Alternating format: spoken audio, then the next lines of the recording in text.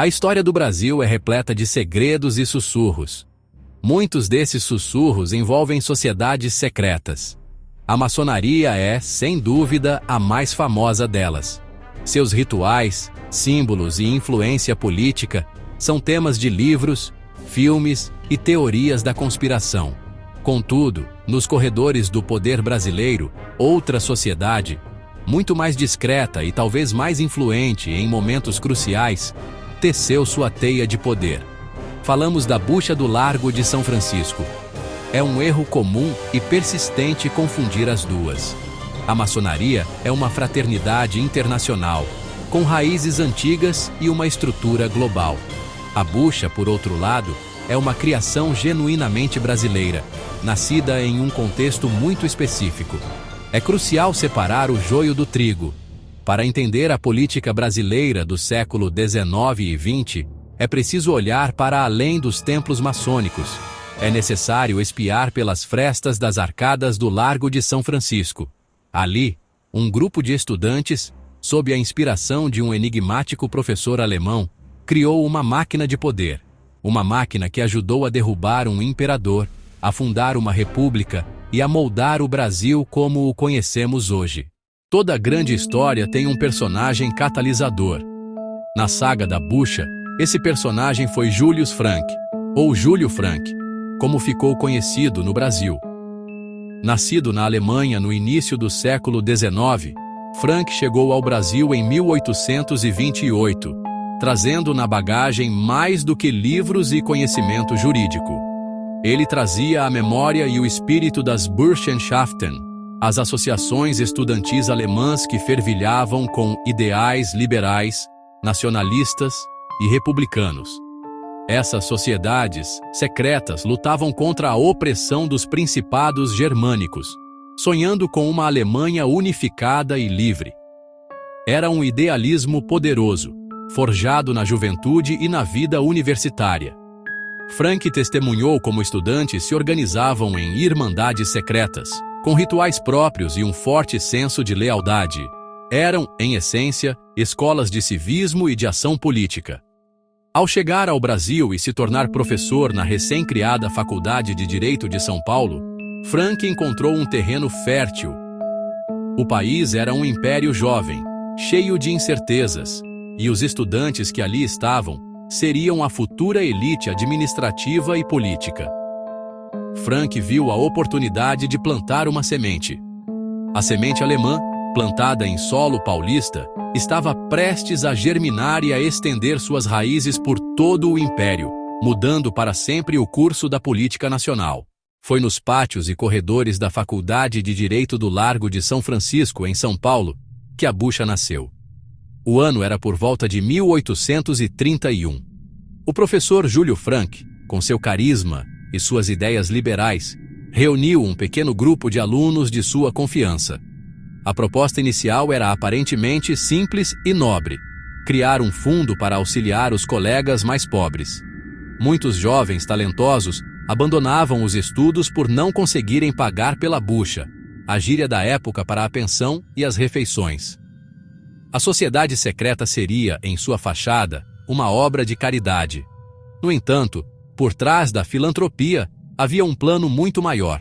O verdadeiro propósito era criar uma irmandade de poder, uma rede de influência que começava na faculdade e se perpetuava por toda a carreira de seus membros. O objetivo era infiltrar irmãos em todos os níveis da administração pública, do judiciário e da política. A organização foi concebida com um duplo propósito. O primeiro, esotérico, ou seja, público, era a filantropia. O segundo propósito, esotérico, ou seja, secreto, era o projeto político. Os membros eram iniciados em um círculo de confiança que visava, em última instância, transformar as estruturas de poder do Brasil. Assim, a Faculdade de Direito tornou-se o quartel-general de uma conspiração de longo prazo. Enquanto o Império se consolidava sob Dom Pedro II, uma elite paralela estava sendo forjada em segredo. Durante décadas, a Bucha operou nas sombras, expandindo sua rede de influência de forma lenta e constante. Seus membros, os bucheiros, se formavam no Largo de São Francisco e se espalhavam pelo Brasil. Eles se tornavam juízes, promotores, chefes de polícia, deputados, senadores e ministros. A ajuda mútua funcionava com perfeição. Um irmão em um cargo importante nomeava outro irmão para uma posição de confiança. Uma decisão judicial favorável aqui, uma informação privilegiada ali. O império de Dom Pedro II, aparentemente sólido, estava sendo minado por dentro por uma elite que ele mesmo ajudara a formar. A monarquia não percebia a conspiração que crescia em seu seio. O papel da bucha na queda do império foi decisivo, embora sutil. Não foi uma atuação de rua, com barricadas e discursos inflamados. Foi uma conspiração de gabinete, uma articulação de bastidores.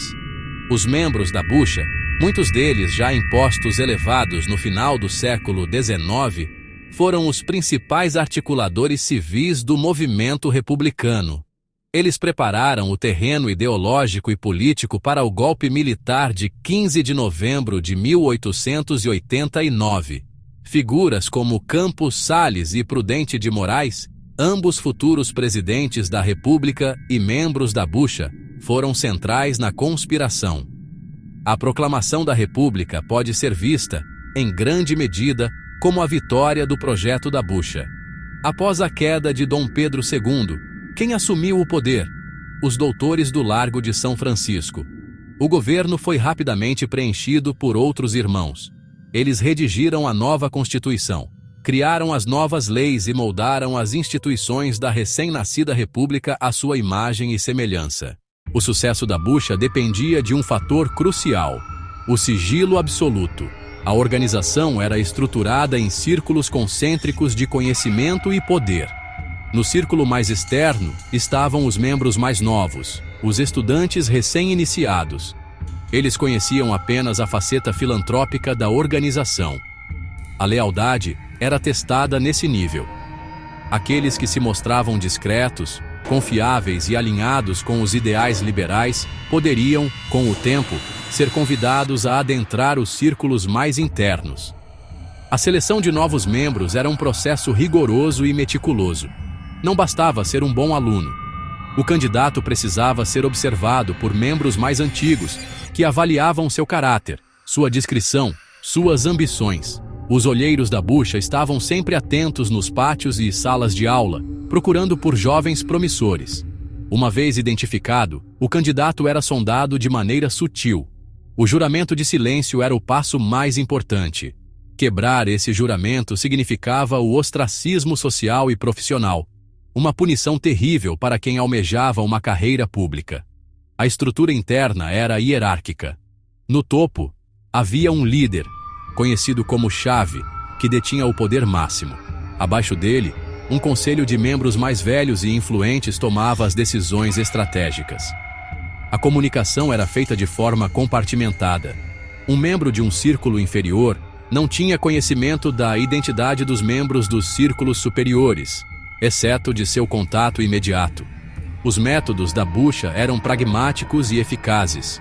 O principal era a cooptação e a ajuda mútua. Um irmão em um cargo público sempre daria preferência a outro irmão em nomeações, contratos e decisões. Se a bucha fosse julgada pela qualidade de seus membros, seria considerada a organização mais bem-sucedida da história do Brasil. A galeria de ilustres começa com os próprios presidentes da República. Prudente de Moraes, o primeiro presidente civil do Brasil, era um membro proeminente. Seu sucessor, Campos Salles, também. Wenceslau Braz, Washington Luiz e Júlio Prestes, figuras centrais da República Velha. Até mesmo o ex-presidente Fernando Henrique Cardoso e o ex-vice-presidente Michel Temer são apontados como membros, mostrando a longevidade da rede. A influência não se limitava ao poder executivo. O poder judiciário foi, talvez, o principal reduto da bucha. A Faculdade de Direito era o berço da organização, e era natural que seus membros dominassem os tribunais. Ministros do Supremo Tribunal Federal, procuradores-gerais da República e juristas de renome fizeram parte da Irmandade. Rui Barbosa, o Águia de Aia, uma das mentes jurídicas mais brilhantes do país, foi um bucheiro. A presença maciça de membros no judiciário garantia não apenas a proteção da rede, mas também a interpretação das leis de acordo com os interesses e a visão de mundo da elite formada nas arcadas. No legislativo e na diplomacia, a história se repete. O Barão do Rio Branco, patrono da diplomacia brasileira e responsável pela definição de nossas fronteiras, era um membro da bucha. Inúmeros senadores, deputados e ministros de Estado, ao longo de mais de um século, pertenceram à sociedade. De ministros da Fazenda a ministros da Justiça, a presença da bucha era uma constante nos gabinetes ministeriais. Era uma elite permanente que transcendia as mudanças de regime. A história política do Brasil, da monarquia aos dias atuais, não pode ser compreendida sem que se leve em conta a atuação silenciosa e persistente dessa irmandade de doutores. Embora suas origens remontem ao século XIX, seria um erro relegar a bucha ao passado.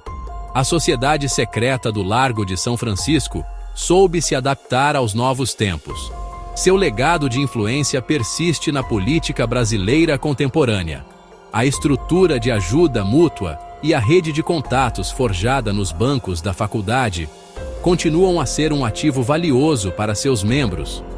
Em um cenário político cada vez mais fragmentado e polarizado, pertencer a uma irmandade que transcende as barreiras partidárias é uma vantagem estratégica inestimável.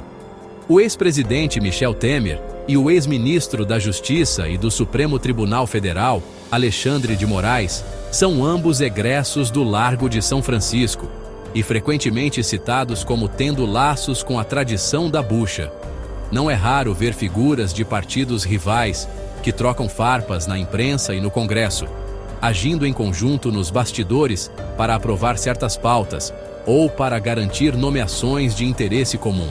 Muitas vezes, o elo que os une não é uma afinidade partidária, mas sim o antigo juramento feito nas arcadas. A rede de ex-alunos do Largo de São Francisco continua a ser uma das mais poderosas do país.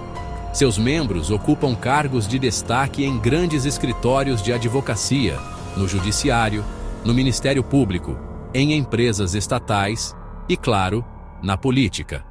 A lealdade ao grupo muitas vezes se sobrepõe à lealdade partidária, criando um suprapartido de doutores que atuam para defender seus interesses mútuos e sua visão de Brasil. A lógica da bucha se perpetua. A ideia de que uma elite meritocrática, formada em uma das melhores universidades do país, tem uma espécie de direito ou dever de conduzir os destinos da nação, ainda ecoa em Brasília. Em conclusão, é fundamental reforçar a distinção inicial. A bucha do Largo não é uma ramificação da maçonaria. É um fenômeno único na história brasileira. Nascida como uma sociedade filantrópica estudantil, ela se transformou na mais eficiente máquina de formação e alocação de elites que o país já conheceu. Desde a queda do Império até as complexas articulações de poder na Brasília de hoje, a sombra das arcadas se projeta sobre as decisões mais importantes da nação. A história da bucha é a prova de que, no Brasil, o poder real muitas vezes é construído e exercido longe dos holofotes, em pactos selados por um juramento de silêncio e lealdade perpétua.